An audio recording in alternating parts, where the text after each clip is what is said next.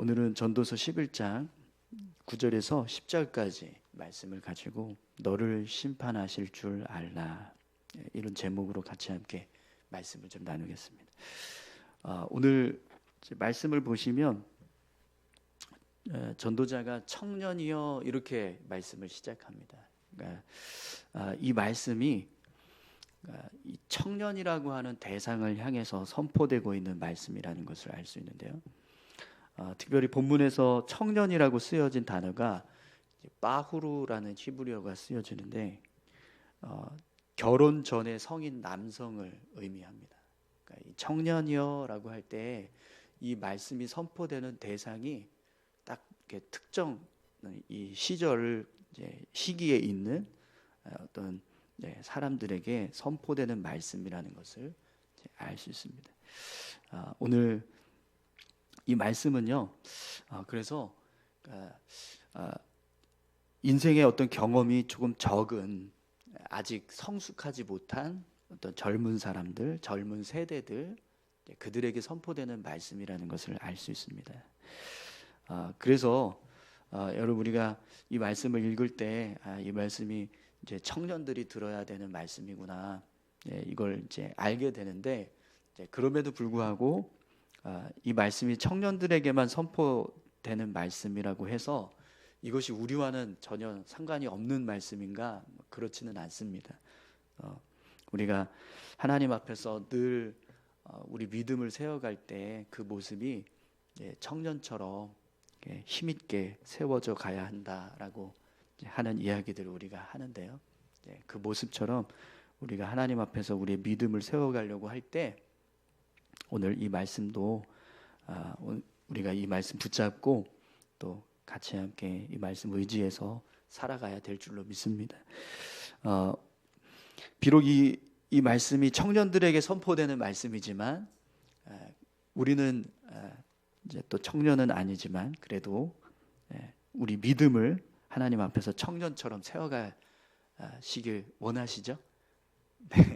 네, 그런 마음으로 같이 함께 오늘 말씀을 함께 좀 살펴보면 좋겠습니다. 자, 그래서 오늘 이제 말씀에서 이 청년이여라고 하는 이 첫 시작을 이렇게 좀 바꿔보면 좋을 것 같아요. 성도여, 이렇게 네, 그렇게 바꿔서 읽어도 사실 뭐 크게 이렇게 의미가 달라지지 않습니다. 9절 말씀 여러분 한번 청년이여라고 하지 말고 성도여 이렇게 해서 다시 한번 읽어볼까요?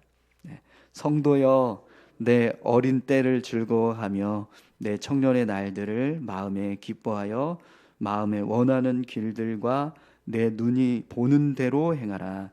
그러나 하나님이 이 모든 일로 말미암아 너를 심판하실 줄 알라. 아멘. 여러분, 지금 전도자가 어떤 말씀을 하고 있는지 그 의미가 분명하게 드러납니다. 우리가 삶을 살아갈 때 어떤 신앙적인 어떤 모습으로 삶을 살아가는 것이 아니라 이 전도자가 말하는 청년의 시절, 내 어린 때를 즐거워하며 내 청년의 날들을 마음에 기뻐하여 마음에 원하는 길들과 내 눈이 보는 대로 행하라, 이렇게 이제 말씀하고 있는데, 어떤 성숙하지 못한 신앙의 모습, 또 우리가 삶을 살아갈 때 그냥 육신적인 어떤 즐거움이나 마음의 어떤 생각들을 가지고 삶을 살아가는 모습, 그 모습을 지금 이야기하는 겁니다. 그래서 그렇게 어떤 육신적인 즐거움이나 또 욕망을 쫓아서 삶을 살아갔을 때 그 모습을 하나님께서 어떻게 하신다는 거죠? 심판하신다, 이렇게 이제 말씀하는 겁니다. 하나님이 이 모든 일로 말미암아 너를 심판하실 줄 알라, 이렇게 말씀하는 건데요. 그래서 오늘 이 9절이요, 이렇게 이제 선포가 돼요. 다시 한번 읽어보겠습니다. 청년이여, 내 어린 때를 즐거워하며 내 청년의 날들을 마음에 기뻐하여 마음에 원하는 길들과 내 눈이 보는 대로 행하라. 행하라, 이렇게 말씀합니다. 이거 행하라는 거예요? 행하지 말라는 거예요? 행하지 말라는 겁니다. 그죠? 왜 그러냐면, 그러나 하나님이 이 모든 일로 말미암아 너를 심판하실 줄 알라, 이렇게 말씀하고 있습니다. 우리가 어렸을 때, 청년 때, 뭐 젊은 시절에 우리가 성숙하지 못했을 때, 그때 모습을 이제 생각하면 정말 막 밤을 새워가면서 이렇게 막 노는 거 좋아하고 그랬던 시절이 있었잖아요. 근데 그렇게 재밌게 막 놀고 또 즐기면서 삶을 살아가는 그 모습이 지나쳐서 정말 그냥 내 마음대로, 내 뜻대로, 내가 원하는 대로 막 살면 결국 그 모습이 어떻게 된다는 거예요? 하나님 앞에서 죄된 모습으로 살아간다는 겁니다. 그렇기 때문에 그런 모습으로 살지 않도록 하라, 이렇게 지금 이제 전도자가 말씀하는 거죠. 욥기서에 보면 욥이 시험 당하기 전에 이제 자기 자녀들을 위해서 행한 일들을 기록하고 있는데요. 욥기서 1장 5절 말씀입니다. 그들이 차례대로 잔치를 끝내면 욥이 그들을 불러다가 성결하게 하되 아침에 일어나서 그들의 명수대로 번제를 드렸으니 이는 욥이 말하기를 혹시 내 아들들이 죄를 범하여 마음으로 하나님을 욕되게 하였을까 함이라. 욥의 행위가 항상 이러하였더라. 아멘. 욥이요, 자기 자녀들이 이렇게 어떤 육신적인 즐거움을 쫓아서 행한 일들이 있었을 때 그 모습 가운데 혹시라도 하나님 앞에서 어떤 범죄하는 모습이 될까, 죄가 될 만한 모습이 있지 않을까, 그래서 하나님 앞에 자기 자녀들을 위한 번제를 드렸다라는 겁니다. 그러니까 지나친 어떤 육신의 욕망, 즐거움, 이런 것들을 추구하면서 살았을 때 이제 그 모습이 하나님 앞에서 죄가 될 수 있다, 이걸 생각하였다라는 거죠. 그것처럼 오늘 이제 말씀에서도 전도자가 똑같이 우리에게 이제 말씀합니다. 우리가 하나님 앞에서 이제 삶을 살아가고 있는데 그런 모습을 생각하지 않고 그냥 오로지 육신적인 어떤 욕망이나 정욕을 따라서 세상 즐거움만 쫓아서 삶을 살아가면 결국 하나님의 심판이 임한다. 이걸 지금 경고해 주고 있는 거죠. 여러분, 오늘 저와 여러분들이 육신의 정욕과 욕망을 쫓아 살아가는 사람이 아니라 항상 하나님 앞에서 믿음을 지켜가는 성숙한 그리스도인이 되시기를 축원합니다. 그래서 여러분, 오늘 본문에서 전도자가 청년들에게 이런 말씀을 이제 선포하고 있는 이유가 있습니다. 왜 그러냐면 청년의 때가 가장 그런 육신적인 욕망을 따라서 살 수 있는 시기이기 때문에 그렇습니다. 청년 시절에 내 마음이 원하는 대로, 내 눈길이 닿는 대로, 그냥 하고 싶은 대로 살 수 있는 그런 욕망이 가장 큰 시절이 되는 거죠.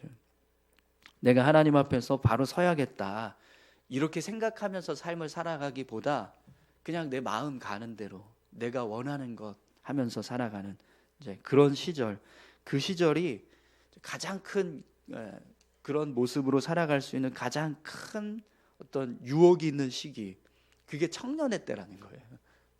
그래서 청년들을 향해서 이제 이런 말씀을 선포하고 있는 거죠. 근데 청년의 때를 한번 생각해 보십시오. 정말 혈기왕성하고 또 에너지가 가장 넘칠 때, 그래서 자칫 잘못하면 하나님 앞에서 내가 바로 서야겠다, 이렇게 생각하기보다 정말 그냥 내가 원하는 대로, 내가 하고 싶은 대로 삶을 살아갈 때가 많죠.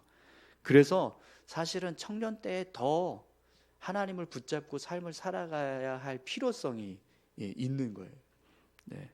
더 그만큼 하나님 앞에 바로 서야만 하는 그런 유혹들, 시험들이 가장 많은 시기가 청년 시기이기 때문에 그렇습니다.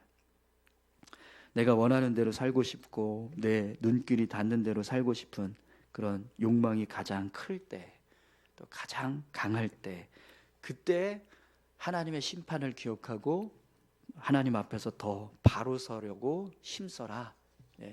이걸 이제 생각해서 전도자가 청년들에게 청년여, 이렇게 이제 말씀을 선포하는 거죠. 자, 그런데 여러분, 청년 시절이 지나가면 또 어느 정도 이제 우리가 좀 정신을 차립니다. 그죠? 청년 때가 지나가고 나면 뭔가 이렇게 인생의 가치나 의미가 그냥 막 어떤 육신적인 것, 세상적인 것보다 좀 더 나름대로 의미가 있는 것들을 알게 되고 또 다른 어떤 모습으로 내가 조금 더 성숙한 모습으로 또 지혜롭게 행동하려고 하는 그런 모습들이 돼요. 청년이 지나가고 결혼도 하고 또 자녀들도 낳고 그렇게 삶을 살아가다 보면 이제 철든다고 하잖아요, 그죠? 인생의 경험들이 쌓이면 그냥 충동적으로만 살지 않고 뭔가 이렇게 성숙한 모습으로 삶을 살아가려고 하게 됩니다. 네, 그런 모습처럼 우리가 삶을 살아갈 때 우리 신앙의 모습도 사실은 그렇게 동일한 모습이 된다라는 겁니다. 며칠 전에 어느 목사님하고 대화를 하면서 이제 그런 이야기를 했습니다. 부교육자 때는 이제 목회를 배우는 시간이었다라고 한다면 담임 목사 때는 목회에 철드는 시간이다 이런 이제 이야기를 했습니다.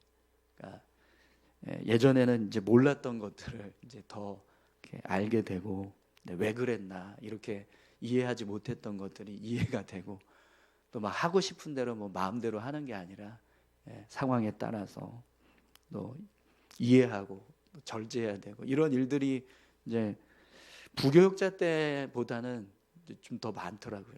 그래서 이게 철드는 시간이구나. 하나님이 철들게 하시는 시간인가 보다. 이제 그런 이야기들을 했었는데, 근데 우리 신앙도 그렇지 않습니까? 여러분 예수님 믿지 않았을 때 우리의 삶을 한번 생각해 보십시오. 내가 어떤 모습으로 삶을 살아가든지 그것이 하나님 앞에서 죄가 된다 이렇게 생각한 적은 없었을 겁니다. 그런데 내가 예수님을 믿고 난 이후부터는 늘 그 생각을 합니다. 내가 이렇게 살았을 때 이 모습이 하나님 앞에 죄가 되지 않을까? 내가 이런 생각을 가지고 삶을 살아가는 것이 과연 하나님 앞에서 합당한가? 이걸 늘 생각하면서 삶을 살아가게 됩니다. 그래서 내가 예수님을 믿고 난 이후의 삶을 보면 점점 달라지는 거죠. 변화된 삶을 살아가게 됩니다. 예수님 믿기 전과 예수님 믿고 난 이후의 내 삶의 모습을 보면 달라질 수밖에 없어요. 세상을 바라보는 시선도 달라지고 또 물질을 대하는 마음도 달라지고 사람들을 대하는 것도 달라집니다. 달라지셨죠? 네, 달라져야 되는데 네, 달라지고 계십니까? 네, 네, 달라집니다. 네, 정말 예수님 믿기 전과 예수님 믿은 후에 우리의 삶을 보면 달라져요. 이전에는 내가 그냥 막 욕심대로 살고 세상적인 욕망을 쫓아서 삶을 살아갔다면 지금은 그게 아니라 뭐가 더 하나님이 기뻐하시는 일인가? 뭐가 더 하나님 앞에서 참된 모습이 될 수 있는가? 그걸 생각하면서 삶을 살아가게 됩니다. 그래서 여러분 지금 우리가 내 육신대로 내 욕망대로 살면 하나님 앞에서 심판받는다. 이게 하나님 앞에서 죄가 된다. 이런 생각을 가지고 살아가요. 그래서 함부로 삶을 살아가려고 하지 않습니다. 아멘이시죠? 네. 그런데 문제는 이걸 알면서도 함부로 삶을 사는 사람들이 있다는 거예요.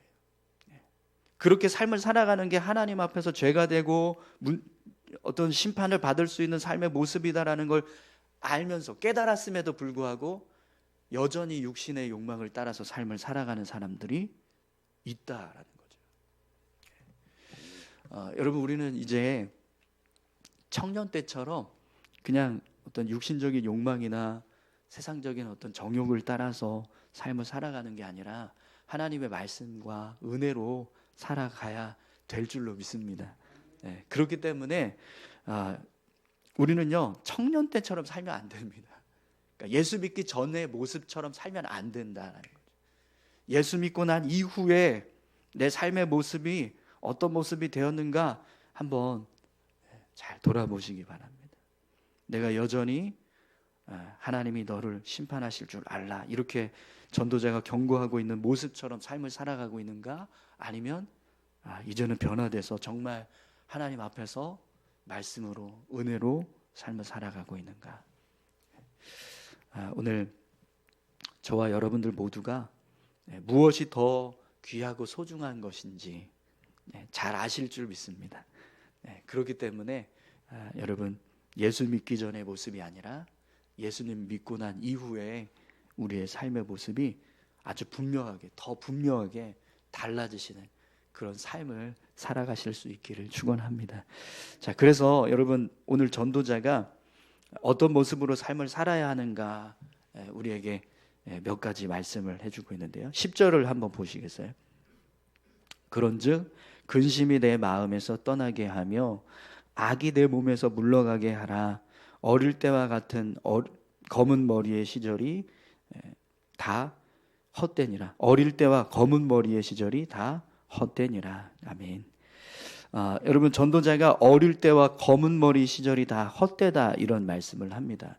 그러니까 이 말씀은 하나님 생각하지 않고 그냥 내 욕망대로 내가 하고 싶은 대로 삶을 살았던 그 모습이 다 헛된 모습이었다 이렇게 지금 말씀하는 거거든요. 근데 여러분, 한번 생각해 보세요. 우리가 예수님 믿지 않고 그냥 세상만 바라보면서 어떤 육신적인 삶을 살았을 때의 모습이 어떠십니까? 분명 우리 영혼에 있어서는 그 시절들은 다 우리에게 무익했습니다. 무익하셨죠? 네. 무익하셔야 돼요. 아직도 그때 그 시절이 나에게 아직도 유익이더라 이러면 안 됩니다.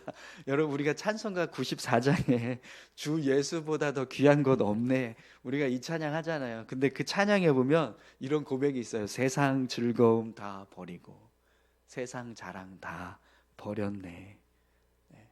그러니까 내가 예수님 믿기 전에 세상 즐거움 다 쫓아가고 세상 자랑하면서 삶을 살았던 그 모습들, 내가 예수님 믿고 나서는 다 버렸다. 우리가 이렇게 살아가고 있습니다. 그러니까 그때 그 시절이 아직도 나에게 유익이 되면 안 돼요. 유익이 아니었다. 미련을 버리십시오. 그때에 대한 미련을 다 버리시고 내 영혼을 새롭게 하나님 앞에서 정말 주 예수보다 귀한 건 없네, 날마다 우리가 이렇게 고백하면서 삶을 살아가실 수 있기를 소망합니다. 자, 그래서 전도자가요, 두 가지를 우리에게 말씀하는데 악이 내 몸에서 물러가게 하라 이렇게 말씀합니다. 악이 내 몸에서 물러가게 하라. 그러니까 악을 떠나는 삶을 살라는 거예요. 내가 악을 품고 사는 것은 절대로 내 영혼에 유익이 되지 않는다라는 거예요. 그렇기 때문에 우리가 우리 삶 가운데 우리 몸에서 악이 머물지 못하도록 물리쳐야 한다는 거죠. 여러분, 한번 이렇게 한번 따라해 보시겠어요? 예수 그리스도의 이름으로 명하노니 악은 내 몸에서 물러가라. 네, 한번 해보세요. 시작. 예수 그리스도의 이름으로 명하노니 악은 내 몸에서 물러가라. 네, 아멘. 네, 여러분, 악을 떠날 수 있는 방법은요, 예수님 붙잡는 것인 줄 믿습니다. 우리가 아무리 악을 내 몸에서 쫓아내려고 애를 써도요, 우리 스스로의 힘으로는 할 수 없습니다. 근데 예수님이 나와 함께 하시면 우리가 악을 물리치게 될 줄 믿습니다. 또 전도자가요, 근심이 내 마음에서 떠나게 하며 이렇게 말씀하는데요.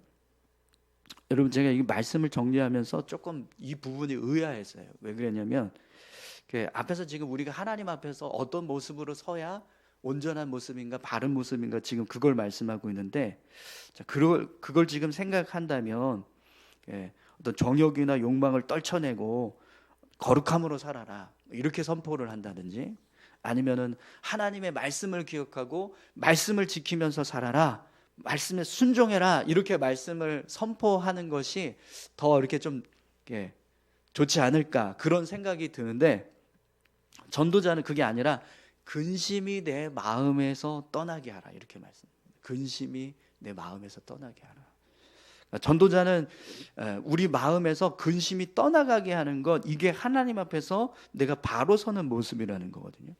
왜 근심이 내 마음에서 떠나게 하라 이렇게 말씀하고 있을까요?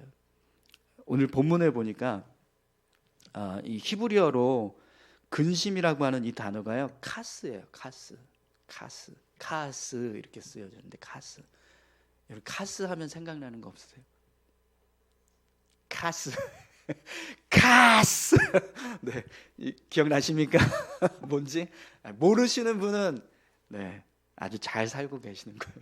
근데 이게 딱 하는 순간 그거 하고 떠오르시는 분은 이거 좀 의심해 봐야 됩니다. 맥주 이름 중에 카스라는 이름이 있어요. 네. 왜 이 맥주를 카스라고 이름을 줬나? 야, 이 이름 진 사람 기가 막히다. 네.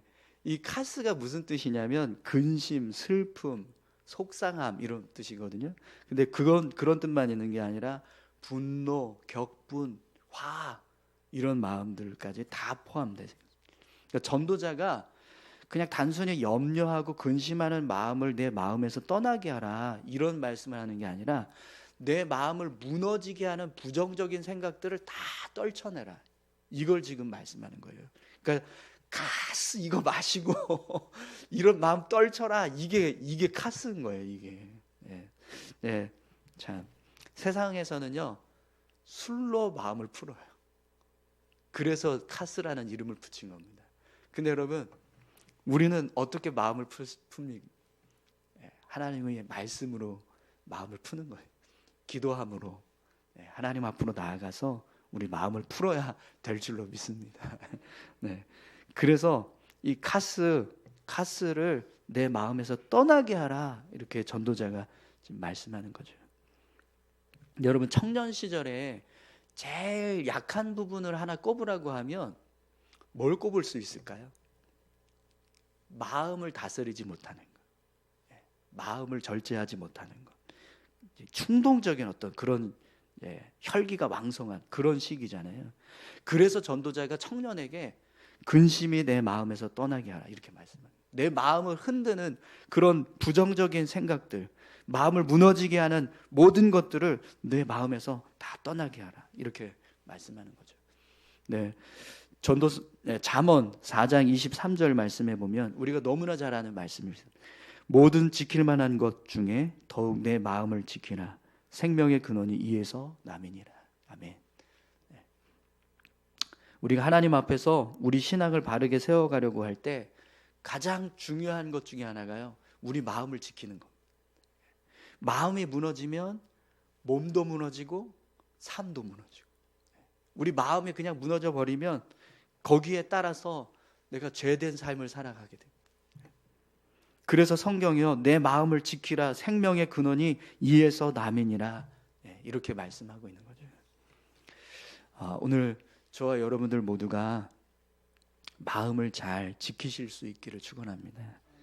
마음이 단단하게 무장되어 있으면 아무리 흔들어도 흔들리지 않습니다. 그러나 마음이 약해지면 느슨해지면 조금만 흔들어도요 요동치게 됩니다. 그래서 마음을 지키는 것이 너무나 중요합니다. 그런데 여러분 내 마음을 지킨다는 것은 사실 이것 또한 우리 힘으로는 할 수 없습니다. 그래서 사도 바울은요 우리에게 이렇게 말씀합니다. 빌립보서 4장 6절에서 7절 아무것도 염려하지 말고 다만 모든 일에 기도와 간구로 너희 구할 것을 감사함으로 하나님께 아뢰라. 그리하면 모든 지각에 뛰어난 하나님의 평강이 그리스도 예수 안에서 너희 마음과 생각을 지키시리라. 아멘. 어제도 잠깐 말씀을 드렸지만 우리가 삶을 살아갈 때 마음을 무너지게 하는 순간들이 있습니다. 마음을 흔들리게 하는 순간들이에요. 근데 그때 우리가 해야 할 일은 지금 사단이 나를 지금 유혹하는구나. 나를 무너지게 하려고 하는구나. 이걸 생각하고 하나님을 붙잡아야 한다라는 거죠. 하나님 마음을 지켜주십시오. 제 생각과 제 감정을 지켜주십시오. 저를 붙들어 주십시오. 우리가 이렇게 하나님 앞에 기도하면서 나아갈 때 우리 마음이 이제 붙들려지는 거죠. 세상은 술로 마음을 풀지만 우리는요 하나님 앞에 나와서 기도함으로 간구함으로 우리의 마음을 지킵니다. 오늘 저와 여러분들 모두가 우리 마음과 생각을 지키셔서 날마다 하나님 앞에서 바로 서는 믿음의 삶을 살아가실 수 있기를 축원합니다. 함께 기도하시겠습니다.